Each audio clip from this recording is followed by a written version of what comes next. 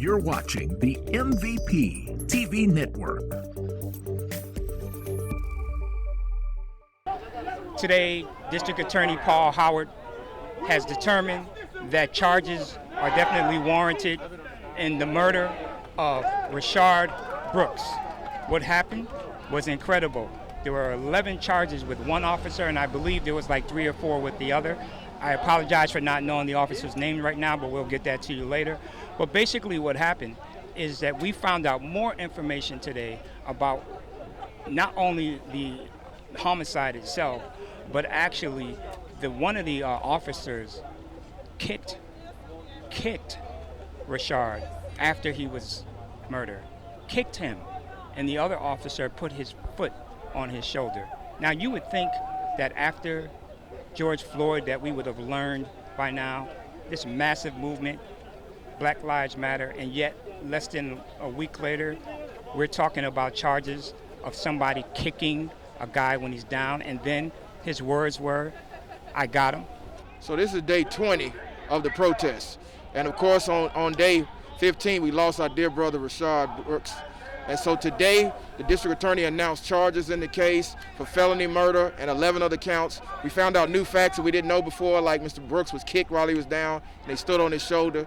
I think that shows premeditation, and I was hopeful for a malice murder arrest warrant, but felony murder carries the same amount of time. So, this is just part of the process, the struggle for getting police accountability, and I think that the protesters are seeing steps towards that. We still need legislation that embodies removing qualified immunity and sovereign immunity, but anytime you can get an officer arrested for murder, that speaks volumes. And then another officer to potentially turn state's evidence, I think we are well on our way to a conviction in this case. We were peacefully protesting.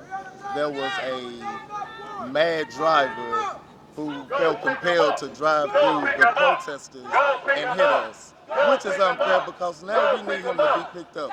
Just because there's a charge, we still need a conviction, and we still need to know who's behind bars. We blocking the streets to try to get their attention and let them know to go pick them up, and cars coming through. I got hit by a car, but I moved out the way, and another person got hit by a car, 2 different cars that just ran through and tried to hit us and kept going. The significance of shutting down the money flow and the heartbeat of Atlanta was to show what we could do. And this was a perfect and prime example of the justice that is due to the citizens of Atlanta. And we're just wanting this to trickle down. So the significance is we did something to demonstrate the way that Atlanta should actually operate. You can always exercise your First Amendment rights. Maybe they're upset that the officer gets to turn himself in. That happens routinely in cases that people get to turn themselves in. If he doesn't turn himself in, then the fugitive squad will go get him. So they need to understand the process. Protest for a reason. And currently the reason was to get arrest for Rayshard Brooks. That's going to happen.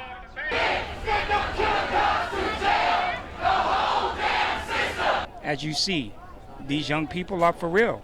They are affecting change. And had it not been for the efforts of many of these people, we would not be where we are. So stay with us.